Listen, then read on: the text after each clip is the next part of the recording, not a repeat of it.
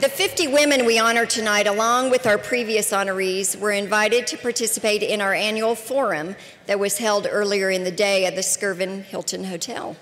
This was the 11th year we've done this forum, and it has proven to be just a very important component of the event.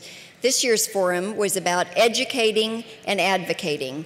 Our theme was early childhood development and family health, the key to Oklahoma's future. We assembled experts in the fields of child development and education and Oklahoma health initiatives to discuss how to help navigate our state's future. The forum has become such an integral part of the Woman of the Year program, and OGE Energy Corp was proud to be part of this year's event. We began this morning having the opportunity to hear about the Children's Cabinet vision from Lieutenant Governor Askins.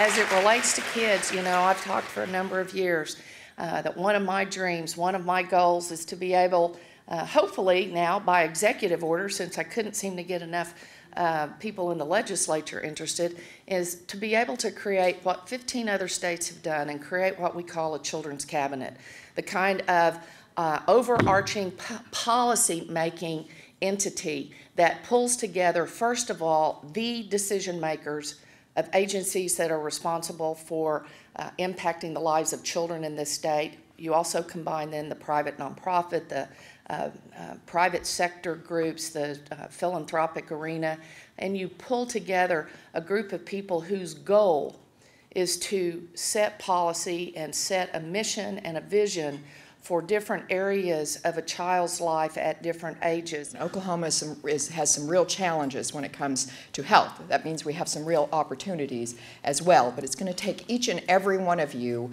to stay committed and prioritize this for not only the future of our children, as Governor Askins mentioned, but the future of our state as overall. A very important backdrop that Commissioner Holland provided says that we're not a healthy state in terms of a lot of things, heart disease and all kinds of things. Hopefully it wouldn't surprise you to find out we aren't a healthy state in terms of brains either. In fact, we rank highest in the nation often for the rates of severe mental illness. If you think about being in a classroom, if my child had asthma, I want my child's teacher to know, the school nurse, I make sure they had the inhaler. I have calls every week from mothers. Every week someone on my staff gets calls saying, I don't want my children's school to know that my child has mental illness because I'm afraid they'll be labeled. I'm afraid they'll be left behind. I'm afraid they'll be marginalized. As the Lieutenant Governor said this morning, really the focus happened to be on children. It happens that I'm a pediatrician. I take care of newborns that are very sick. I was very impressed that they were concerned about that. Health starts in our families. It starts in our schools, in our workplaces, our playgrounds, parks, and in the air we breathe, the water we drink, the food we eat, and the exercise that we participate in. Health is influenced by the health conditions in which we live, work long before we've ever seen a physician. 600,000 adult Oklahomans, about 1 in 4, currently use tobacco. When I moved back to Oklahoma about 4 years ago, I was shocked to find that the cigarette aisle was bigger than the fresh produce aisle. In America, throughout our history, we've seen a surge of interest in government's involvement in child care. And it was during the Great Depression of the 1930s, for example, that the federal government actually sponsored child care programs in the hope of getting those poor families back into the workforce.